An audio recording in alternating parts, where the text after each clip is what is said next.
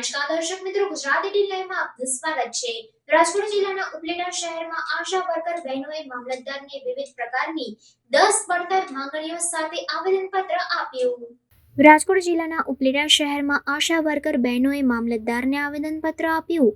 આશા incentive તથા પગારમાં વધારો કરવા, કામગીરીનો ચોક્કસ સમય નક્કી કરવા, JSYમાં ડિલિવરી થાય તે પેમેન્ટ ફરી ચાલુ કરવા, આભા કામગીરીનો ટાર્ગેટ અપાય છે તે બંધ કરવા, કોરોના વેક્સિનની 100% કામગીરી કરેલ તે વળતર ચૂકવવા સહિતની વિવિધ પ્રકારની 10 પડતર માંગણીઓ સાથે આવેદનપત્ર આપ્યું।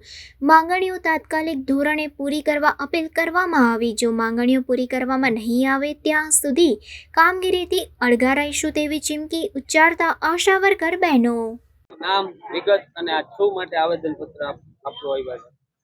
મારું નામ ચંદ્રવાડિયા નીરુ બી, ઉપલેટા અર્બન।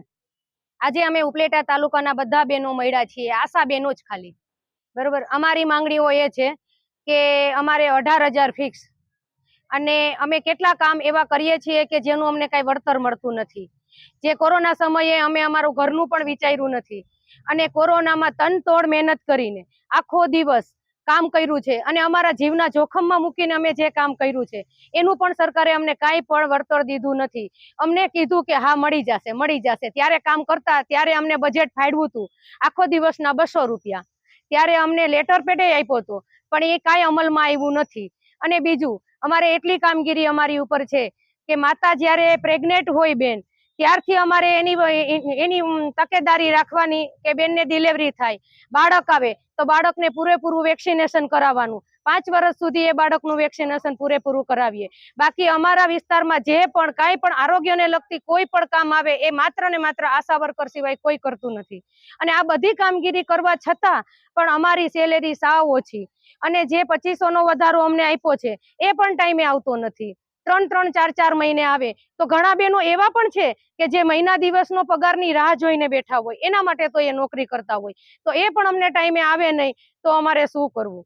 એટલે અમે સરકારને ઉપર અમારી ખાસ રજૂઆત છે કે જ્યાં સુધી અમારા બધા પ્રશ્નો પૂરા નહીં થાય ત્યાં સુધી અમે કામથી અળગા રહેવાના છીએ, અને અમારી બધી માંગણીઓ પૂરી થાય એવી સરકારને અપીલ છે। આગામી સમયમાં આવેદન થઈ જાય પછી તમારો વાતનો નિકાલ નહીં આવે તો કોઈ બસ હવે વાતનો નિકાલ હજી પણ નહીં આવે તો આગળ અમે ઉગ્ર આંદોલન કરવાના છીએ, અને આ વખતે તો જ્યાં સુધી અમારી માંગ પૂરી નહીં થાય ત્યાં સુધી અમે કામ ઉપર અળગા જ રહીએ છીએ। અને અમે એક નહીં, ઓલ ગુજરાતના બધા આશા વર્કરો આ કામથી અળગા છીએ અને રહેવાના છીએ, અને અમારી સાથે યુનિયન પણ છે, અમે એકલા નથી।